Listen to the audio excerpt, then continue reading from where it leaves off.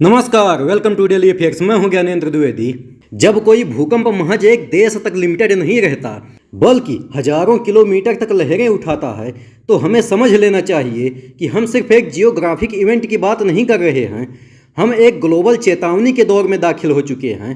रसिया के सुदूर पूर्व में समुंदर के भीतर आए 8.8 तीव्रता के भूकंप ने जिस तरह से पूरी पैसिफिक परिध को हिला कर रख दिया है वो किसी नॉर्मल नेचुरल इवेंट की कैटेगरी में नहीं आता। कमचातका प्रायद्वीप से शुरू हुआ ये टेक्टोनिक कंपन कुछ ही घंटों में जापान, हवाई, अलास्का, कैलिफोर्निया और यहाँ तक कि वाशिंगटन स्टेट तक सुनामी की लहरें भेजता है। तो क्वेश्चन ये नहीं है कि भूकंप कहाँ से आया, क्वेश्चन ये है कि हम कितने अनसेफ हैं चाहे हम कहीं भी हों। ये जो टेक्टोनिक प्लेट्स हैं जिसके ऊपर हमारी सिविलाइजेशन टिकी हुई है वो किसी बॉर्डर को नहीं मानती। रसिया के समुंदर में हलचल होती है, उसका असर अमेरिका के वेस्ट कोस्ट तक जाता है। इसी को कहते हैं इंटरकनेक्टेड डिजास्टर स्ट्रक्चर। यानी आप एक देश के तौर पर कितने भी सेफ हों, लेकिन अगर आपके आसपास की प्लेट अनस्टेबल है तो आप जियोग्राफिकली नहीं स्ट्रेटेजिकली भी अनसेफ हैं। और इस बार जो सुनामी वेव्स रिकॉर्ड हुई है वो सिर्फ 1 मीटर या 2 मीटर की हाइट की नहीं थी बल्कि कुछ जगहों पर 3.2 मीटर तक मापी गई और कुछ लोकेशंस पर अजीबोगरीब टाइडल वेव पैटर्न भी देखे गए, जैसे एक ही जगह पर वेव्स 2 बार टकराईं। इसका मतलब सिर्फ इतना नहीं है कि समुद्री सतह अनस्टेबल थी बल्कि यह भी कि पानी के नीचे की टेक्टोनिक डिस्टर्बेंस ने मल्टीपल वेव फ्रंट्स बनाए जो कि खतरनाक इंडिकेशंस हैं। हवाई और अलास्का जैसे यूएस स्टेट्स इमीडिएटली इवैक्यूएट हुए। जापान ने तुरंत कोस्टल ट्रेन सर्विसेज सस्पेंड कर दी। सैन फ्रांसिस्को और कैलिफोर्निया में इंडियन डिप्लोमेटिक मिशन तक को हाई अलर्ट जारी करना पड़ा। तो ये दिखाता है कि यह सिर्फ एक एशिया पैसिफिक का इशू नहीं था, ये इंडो पैसिफिक से ट्रांस पैसिफिक तक फैली एक डिस्टर्बेंस थी। और अब जरा पीछे चलिए, पिछले 12 महीने में Indonesia, Japan, Taiwan, Philippines, Solomon islands और अब रसिया, इन सारे रीजन में रिक्टर स्केल पर 6.5 या उससे ऊपर के भूकंप लगातार हो रहे हैं। यूएस जियोलॉजिकल सर्वे के डेटा क्लियरली बताते हैं कि हम एक ऐसे फेज में हैं जिसे क्लस्टर्ड सीस्मिक वेव फेज कहा जाता है।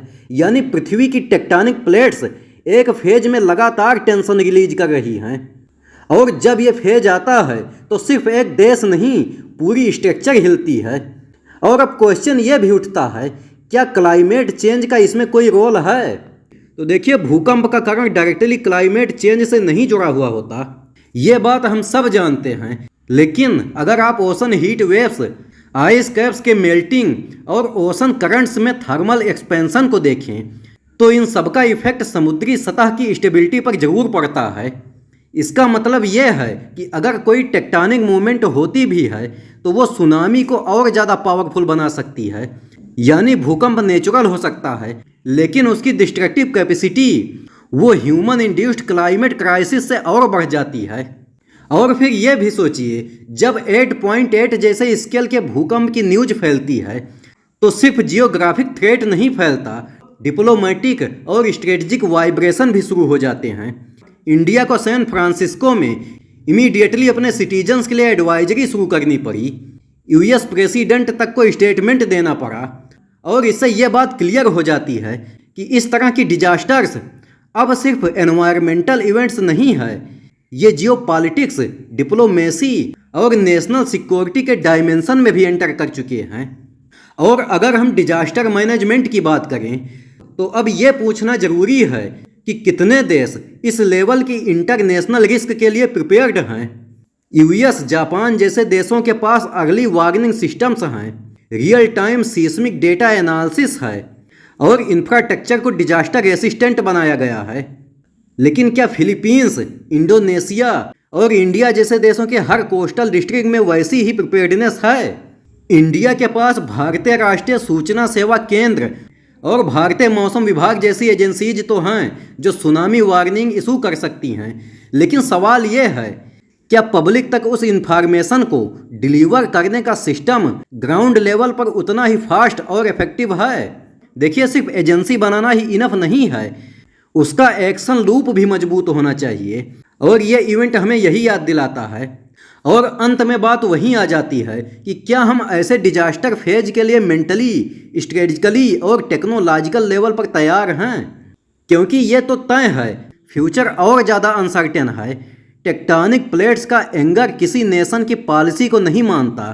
समुंदरों की वेव्स किसी कंट्री की स्ट्रेटजी को देखकर नहीं उठती। और जब नेचर सेक करती है तो उसे रोकने की नहीं बल्कि समझने और उससे तेज रिस्पांस देने की ज़रूरत होती है। तो जब अगली बार कोई कहे कि भूकंप सिर्फ एक लोकल इवेंट है तो याद रखिए उसकी लहरें आपके दरवाजे तक पहुंचने में देर नहीं करती। और वीडियो के अंत में मैं आपसे एक क्वेश्चन पूछूंगा कि कौन सा देश यूएनएससी के स्थायी सदस्यों में शामिल नहीं है? ए पर है फ्रांस, बी जर्मनी, सी रसिया और डी अमेरिका। अगर आपको आंसर पता है तो कमेंट बॉक्स में ज़रूर दीजिए। और अगर वीडियो पसंद आया हो तो लाइक और सब्सक्राइब जरूर करिए। मिलते हैं अगले वीडियो में। जय हिंद।